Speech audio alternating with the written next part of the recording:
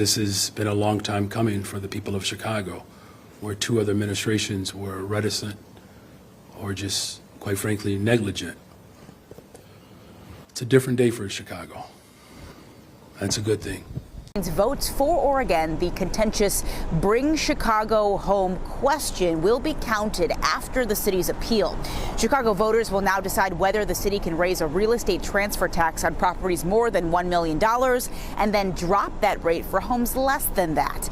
Hello, family. Welcome back to another episode of Journey to Harmony. I'm your host, Richard Harmon. Today, I want to come to you and bring to you a story that Chicago is going through. So, the Chicago mayor is looking for ways on how he can fund homelessness initiatives, and he has decided that the wealth tax is what is it that they're going to use to supplement whatever payments that they're going to bring in and about.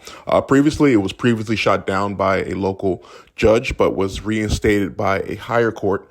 And now they're looking to push forward to have this voted upon. In a city as strongly Democratic as Chicago is, this is all but guaranteed now to be pushed into effect.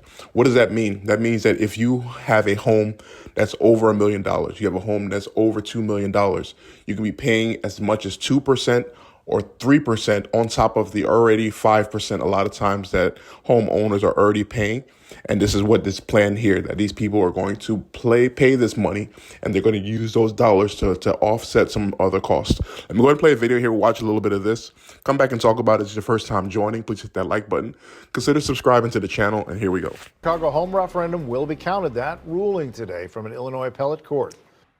We're so grateful that the appellate judge passed this ruling today, and we can move forward. Maxica Williams with the Chicago Coalition for the Homeless applauding the Illinois appellate court for siding with the supporters of Bring Chicago Home, overturning a Cook County judge's decision which would have barred votes from counting in the upcoming March 19th primary election.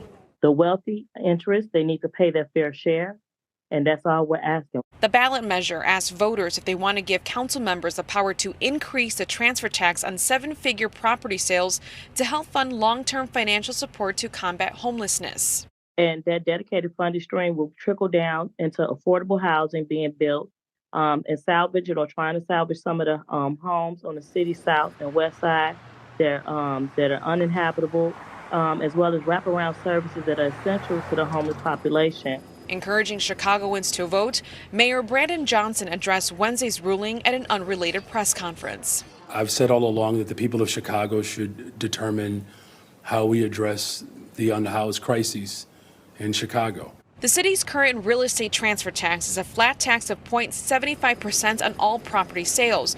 The proposal would decrease taxes for properties sold for under $1 million, but properties sold between $1 to $1.5 million would be taxed at 2%, and more expensive ones would be taxed at 3%. I am disappointed because I know that this is going to impact a lot of local housing providers like myself, and it's going to continue to make housing more expensive across the board. Miguel Chacon is with the Neighborhood Builders Alliance. It's one of the real estate and development groups who filed a lawsuit back in January against the Chicago Board of Elections, arguing the referendum question was misleading and unconstitutional. While Chacon wants to help solve the unhoused crisis, he doesn't believe the referendum question is the answer. He says it's only going to impact renters financially. Anything that increases the operating expenses for any property owner or any business for that matter is eventually passed down to tenants. With the question Family, reinstated so on the ballot, it's now in the again, hands of voters.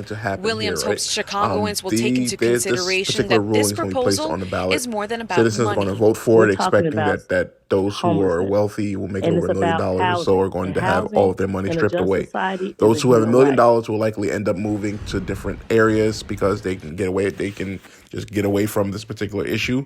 And then after passing the bill, most of the politicians are going to go ahead and start spending massive amounts of money. And then they're going to realize that there's no money in the coffers to pay for these particular programs that they have initiated, and just continues to rule and to widen the deficit in terms of the city spending. This is an obvious resolution, as it's been seen again and again in socialism. You can't force people to pay for other people. And things that I think that are important is the fact that there are people who are spending their time, right? Like there's people who go to school to be lawyers and doctors, and people who go to school to be who open businesses and everything like that, right? those people are dedicating themselves to a calling, to a purpose, and other people are spending their time just doing whatever, for whatever reason. Some people get things done, some people don't.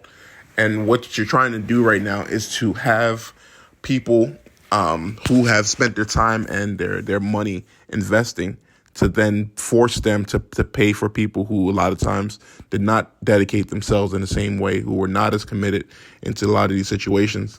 And you're going to have, like you said, people who have money, they generally have options. They're going to get up, they're going to move to Texas, they're going to get up and move to Florida, they're going to move to Georgia, or so many other different places. And those who are left are going to continue to be left in a poor situation. We have a lot of mayors and a lot of people who are running cities who have never owned businesses, who don't understand really economics on a wider scale. And this is just, easily, predictable, and exactly what's going to happen. We'll see exactly in that process. What are your thoughts? Do you think that this is a good situation, is a bad situation? Are you in favor of the particular model? Please comment, like, share, and subscribe. Thank you so much for joining. Have a good day.